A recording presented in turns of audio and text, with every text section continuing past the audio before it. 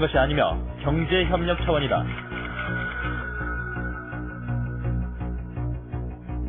주목할 만한 것은 당시 한국 측 대표도 대상이 아니라는 일본의 주장에 동의하고 있다는 사실이다. 우리도 일본의 한국에 대한 제공이 대상이 아니라 특수한 것이라는 데 동의한다. 하지만 표현은 달라야 한다.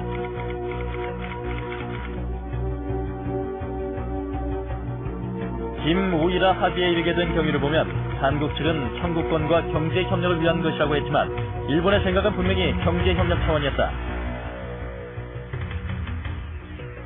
이 문제는 식민지배에 대한 피해보상 청구권의 해결 차원에서 시작된 것이지 한국이 도와달라고 해서 시작한 것이 아니다.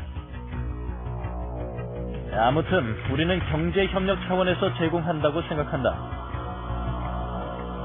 한일협정의 수많은 협상 과정에서 한국이 피해보상 명목으로 받았다고 하는 무상 3억 불에 대해 일본은 피해에 대한 보상이 아님을 분명하게 하고 있었고 식민지배에 대한 사과도 전혀 하지 않았다.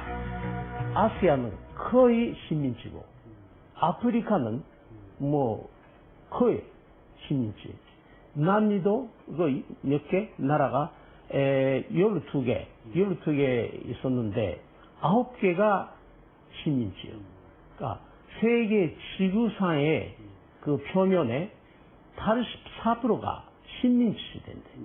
그러니까 그런 식민지 시대니까 그 식민지를 받은 나라에 식민지를 하는 나라가 사과한다라든가 보상한다라든가 그런 얘기가 하나도 없다.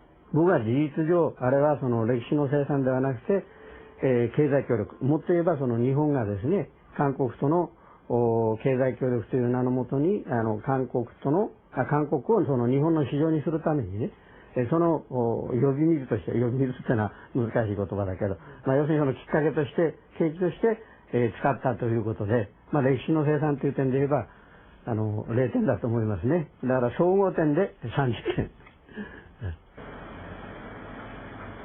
민족문제연구소에 미 국무성 문서 분석을 의뢰한 지 한 달. 한일협정과 관련된 미국의 역할에 대해 새로운 사실들을 찾아낼 수 있었다.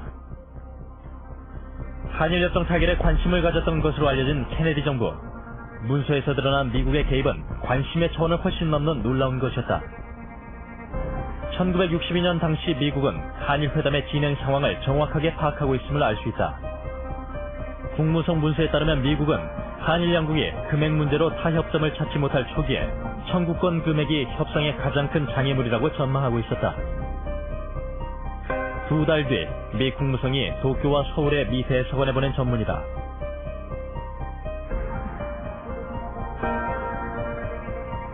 국무성은 주한 미 대사와 주일 미 대사에게 협상이 타결될 수 있도록 미국의 영향력을 행사하라고 지시했다. 그런가 하면 한일 양측의 비밀 거래가 필요하다면 미국을 통해서 하도록 격려하는 지시로까지 이어지고 있었다. 국무성 파일에 포함되어 있던 기밀이란 제목의 또 다른 문서다.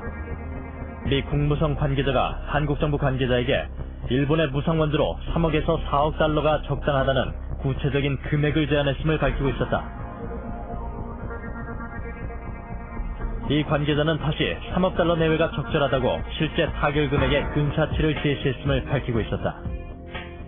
지금까지 알려진 바로는 구체적으로 예를 들어서 미국이 어느 정도 한일협상에 개입을 했느냐가 뚜렷이 드러난 바가 없이 그저 미국이 제3자적인 입장에서 한일협상을 촉구한 정도로 알려져 있는데 이번에 이 문서를 검토해 본 결과 뭐냐면은 처음부터 한일협상의 시작부터 맨 마지막 그 체결 단계에 이르기까지 미국이 아주 적극적으로 개입을 해서 문서 작성이라든가 금액의 단축이라든가 아니면 그 과정에 점적으로 개입을 해서 두 협상이 결실되도록 만들었다고 하는 것이 밝혀지고 있는 것입니다.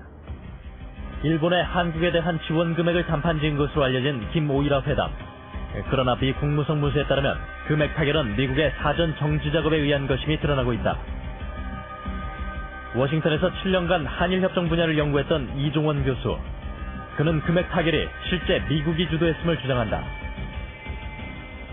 그 금액 부분에 있어서는 특히 미국이 중재적인 역할을 한 것이 상당히 크기 때문에 그 금액도 단순히 김종필, 오히라 두 개인의 어떤 담판에 의해서 성립을 됐다고 보기보다는 어떻게 보면 그 논의 과정에서 상당한 안이 나왔고 사실상으로는 미국의 경제적인 역할이 그 어떤 금액을 타협점을 산출하는데도 또 상당히 중요한 역할을 한 걸로 추측이 되기도 하고 사실상 여러 가지 자료를 보면 그렇게 거의 확정적으로 얘기할 수가 있다고 봅니다. 우리는 미국 문서를 분석하는 가운데 한일협정 과정에서 한국과 일본 사이에 불법 정치자금 거래가 있었음을 지적하는 내용을 발견할 수 있었다. 기관에만 하는 거죠.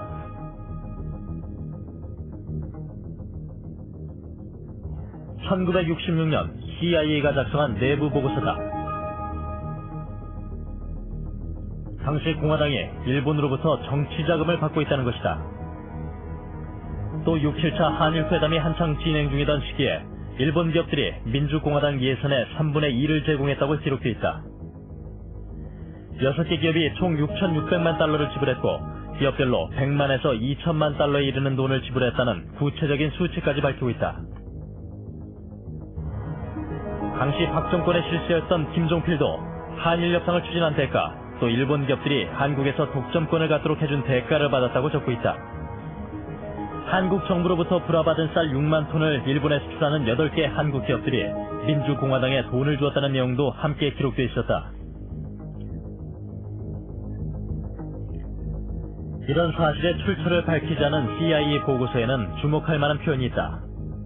well-founded라는 표현을 사용한 것이다. 우리는 이 표현이 가지는 의미와 신뢰도에 대해 미국인 교수에게 자문을 구했다. Well-founded means well-supported, credible, having evidence for something. Yeah. So it's quite strong. Because later on, in the same paragraph, they have actual statistics. They have numbers such as 66 million total, 6 firms having paid $66 million in total, individual contributions ranging from 1 million to 20 million. So they have facts there. 우리는 CIA 문건과 연관성이 있어 보이는 또 다른 미 국무성 문서를 입수했다. 1964년 주한 미 대사가 미 국무성으로 보낸 전문이다. 문서에 따르면 박 대통령이 버거 미 대사에게 김종필을 제거하고 싶다는 의사를 전달한다. 한일회담 반대 시가 한창의 무렵이었다. 이후 둘의 대화 과정에서 박정희는 자민당 부총재인 오노의 편지 내용을 소개하면서 오노가 김종필이 제외되면 한일협정에 타결은 없을 것이라고 경고해 제외시키지 못했다고 문서는 전하고 있다.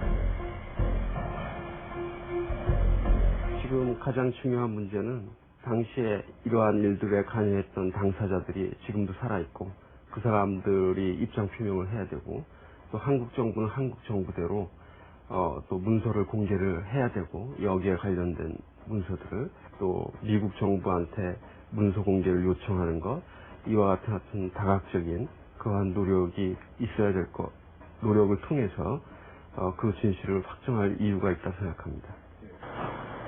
우리는 문서에서 언급된 김종필 전 자민련 총재에게 공문을 보내 미 국무성 문서 내용에 대해 사실 여부를 물었다.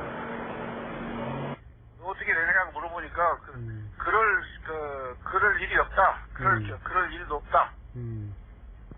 그리고 미국이 그런 관여한 적이 없기 때문에 그럴 일도 없다. 누가 만들어낸 것에 불과하다. 그런 얘기. 60년대 초 미국은 한일 관계를 정상화해야만 할 전략적 이해를 갖고 있었다. 베트남 전쟁을 중심으로 아시아의 공산화가 활발해지면서 자유주의 진영의 결속이 절실했기 때문이었다. 미국을 중심으로 하고 지역적으로는 일본을 강화하는 그런 어떤 지역 동맹 체제를 실현을 시키고자 하는 그것이 미국의 가장 당시에 중요한 전략의 부분입니다. 그리고 이것은 베트남 전쟁을 수행하기 위한 중요한 어떤 이 체제이기도 하고 그렇기 때문에 그것을 실행하기 위해서 중요한 부분으로서 한국과 일본의 관계 정상화를 추진을 했다 하는 것이 어떤 이 전체 구조 속에서 한일 관계가 가지는 의미라고 할 수가 있을 것 같습니다. 65년 한일협정. 그것은 당시 한미일 3국 수뇌부들의 이해관계가 맞물린 결과였다. 한일 양국 정부가 40년 동안 침묵해온 데는 이유가 있다. 한국 정부는 굴욕적인 협상의